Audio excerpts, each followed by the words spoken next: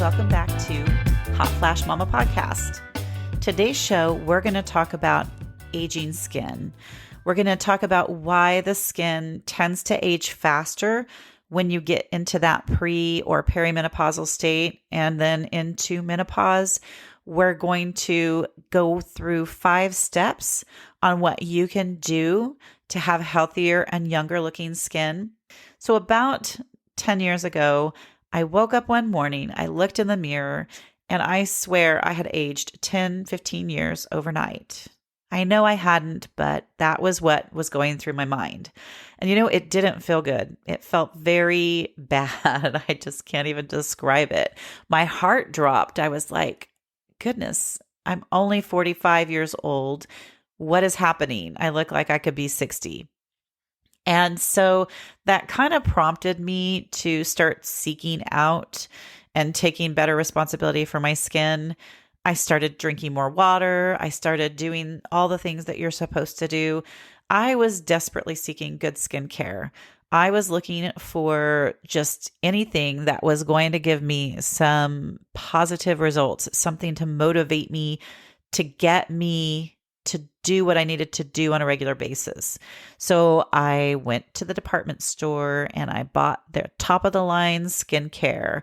I was very much into natural health. And so I tried that. I tried several really natural products that were on the market. I reached out to friends. I've tried I thought I'd tried everything. The last thing that I was using before I discovered what I'm currently using and I fell in love with was the Cindy Crawford one, the Meaningful Beauty. I had set up auto ship with that because you got a better deal if you did that. A little side note, I never opened my very last package. I still have it all completely sealed up and I never opened it because it didn't work for me, but the new stuff I tried did. So it was kind of exciting. I didn't want to waste my money anymore, but I really didn't want to waste my time. I don't know if you guys have ever struggled with buying everything that you hear about. I literally had a drawer, and I'm talking a big drawer, not one of the top drawers in the cabinet, not one of those little tiny vanity drawers, but that big vanity drawer on the bottom that can hold the contents of the whole bathroom if you tried.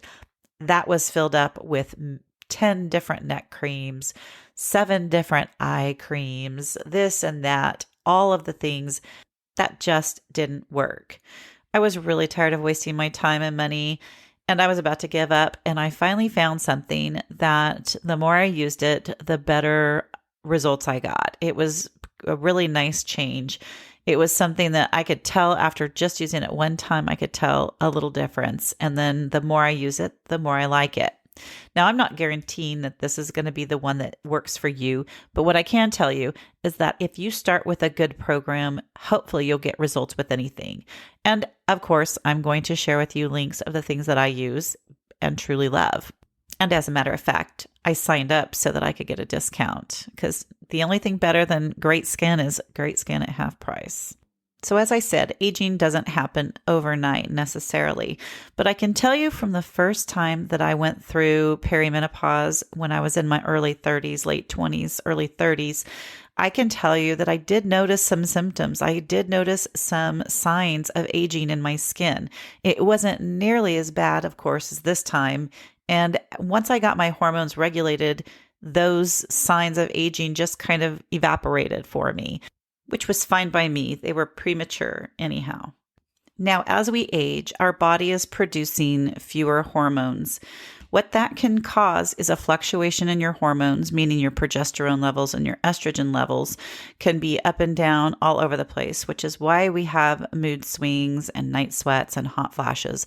But it can also cause acne, or if it's really reducing and you are seeing a lot more signs of the slowing in hormone production, then you will most likely experience the thickening of the epidermis, which is the top layer of the skin.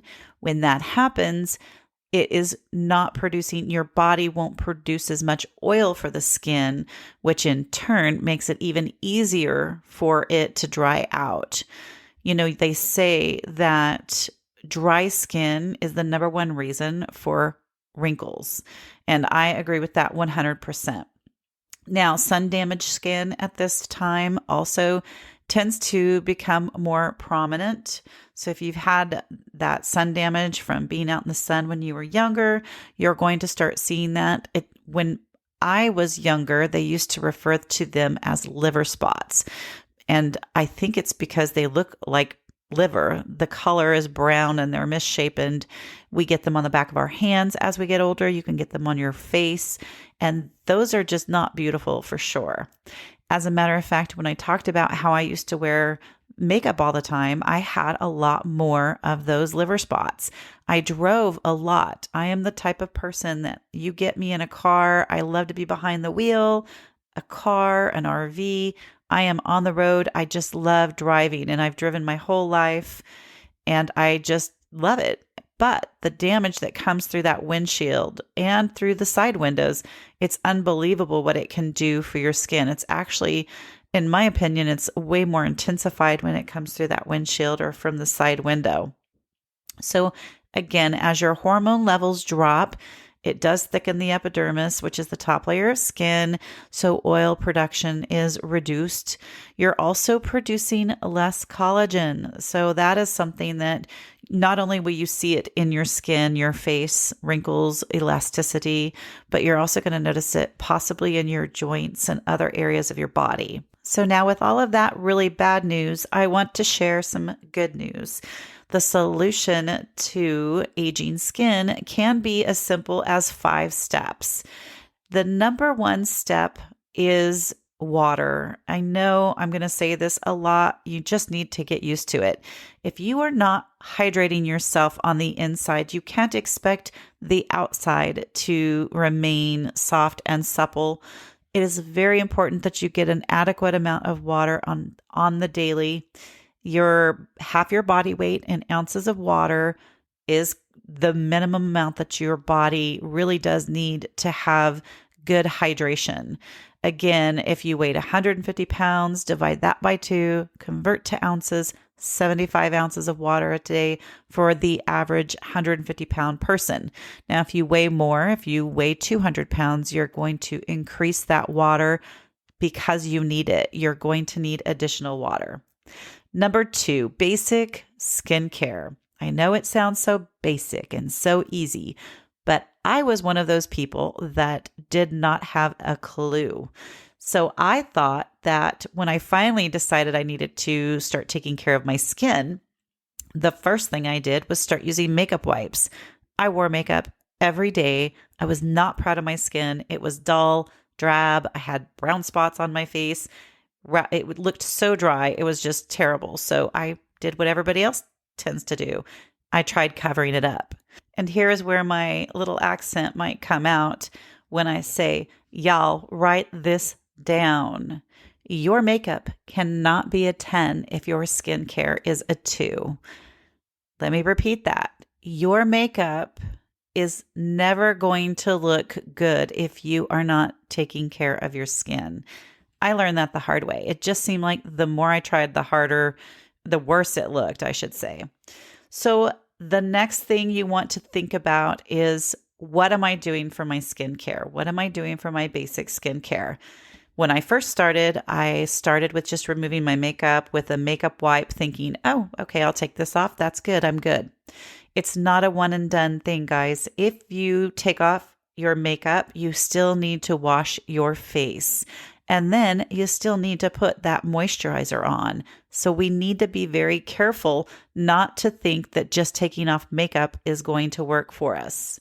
On the flip side of that, just washing your face without removing your makeup is not going to work either. It is a 2-step process. You must remove your makeup.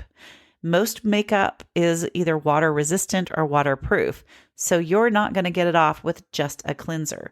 So remove your makeup and then use a very good cleanser. Use a cleanser that has a toner built into it so that you don't have all the extra steps. Use one that maybe has extra moisturizer in it, and maybe that also can slightly exfoliate. Those are the things you're going to want to look for when you choose a cleanser. The cleanser you're going to use twice a day, morning and night. And I know people say, but I just slept and I washed before I went to bed. Why do I need to do it again in the morning? Well, you've slept on your face, and unless you change your pillowcase every single day, and if your hair is washed every single day, you don't use chemicals or products in your hair, just come on, wash your face in the morning. Another note on removing your makeup before you go to bed. If you don't remove your makeup, that can sit and settle into the pores, and it can be smashed with your face being on that pillow or laying down. So what happens is it may cause your pores to expand, or at least give the appearance of expanding. But if you think about it, if you're caking things in there, you lay on it, it spreads it out, it can make them appear or even grow in size. They say that your pores are going to be the same size, but I just can't. That doesn't make sense to me. It makes sense to me that if you're spreading them out, it can gradually get larger. But the good news is, take off your makeup, do your facial wash, do some exfoliating, which is number 3, and you will see your pores just kind of getting smaller again, which is great. So number 3 is exfoliate. Exfoliation is incredibly important. And you may ask why. Number 1, skin cells die at a very rapid pace. Now, I'm going to give you a visual because I need to have visuals. So if you're not driving, you can close your eyes and visualize it. But if you're driving, please don't do that. Disclaimer, be careful. Imagine that you have big, plump, fat skin cells at the base of your skin. Let's visualize them as grapes. Grapes are round and they're plump and the skin is tight and they're full of moisture. No wrinkles there, no dimples at all. Well, that is what your baby skin cells at the very base of the skin looks like. But as those skin cells, those grapes move to the surface, and they have to, that's part of the process, they will be damaged by free radicals. They can become dehydrated.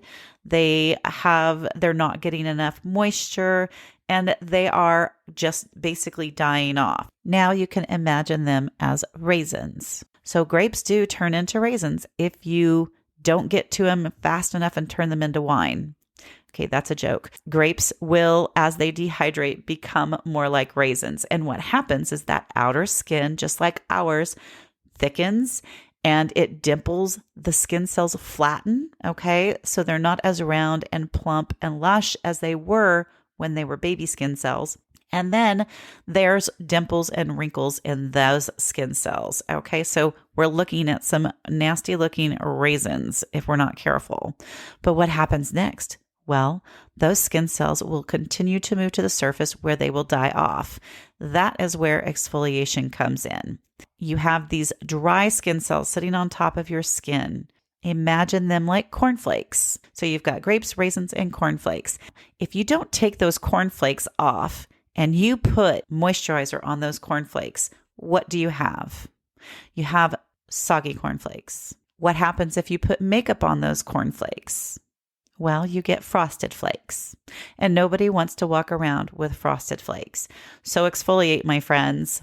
I use a product called the Resurfacer, and what it does is you put it on damp skin, you massage it in, you add a little water to it, a little bit more water as you massage that through to your skin. The longer it's on your face, the smaller the particle sizes get. So if you are sanding a piece of furniture or something, you're going to start with a very coarse piece of sandpaper, and that will knock off all the loose stuff, and then you're going to switch to a smaller particle-sized sandpaper until you get to a very fine sandpaper size at the very end, so it gives a polishing effect. And that's exactly what the facial resurfacer does.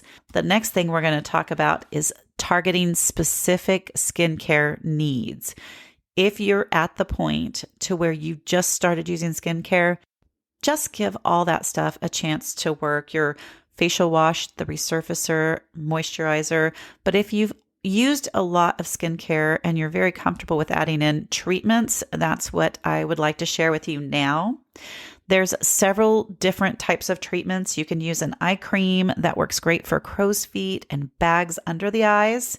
You just want to make sure it's a heavily weighted one like the one I'll share a link for. Dark circle under eye treatments. If you struggle with dark circles under the eyes or fine lines and wrinkles underneath the eyes, this could be something that you would like to use.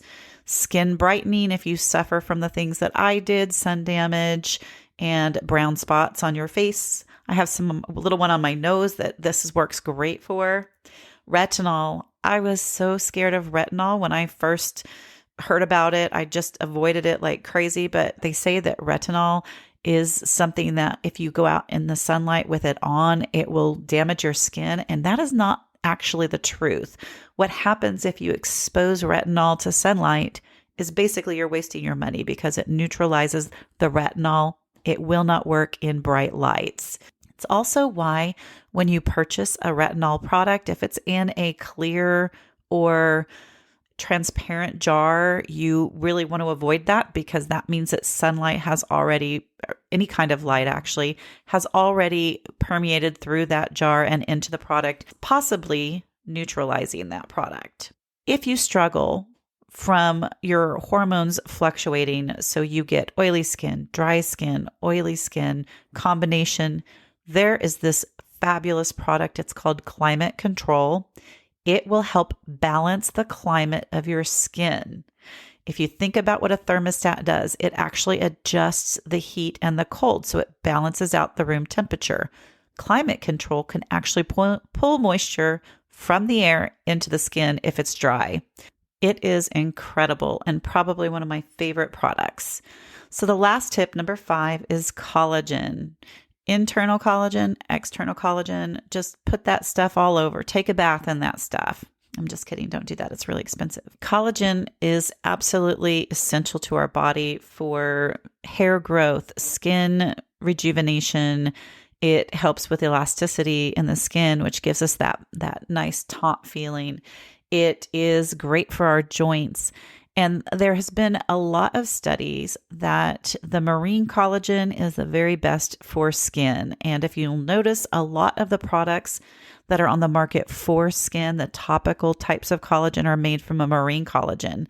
They do have marine collagen that you can take internally. I've tried several, and I will tell you, finally, this one is the best tasting. It is amazing. I took one that was in a dropper bottle, and I paid a lot of money for it. Let me tell you, could not do more than one serving. It just made me almost throw up. Usually salty. This one that I'm going to share does not have that. It's actually really pleasant. It is a lot more expensive than traditional collagen, but again, they have shown that marine collagen is absolutely the best type of collagen, especially for your skin and your hair. Those are my top 5 tips and tricks to kind of help with the aging process for your skin, to help with all things anti-aging. It's not just for your skin, but for your body too. Now, I want to be completely transparent. As with every other podcast or YouTube video, you're going to see links that are posted. Those are affiliate links. Those links actually do benefit me if you use them. If you want to support the show and you want to use the links, that's fabulous. If you don't, I promise I'm not going to track you down. And I promise your support is just listening. And I'm very grateful for that. I hope I see you again on next week's episode of Hot Flash Mama. I hope you have a very blessed week.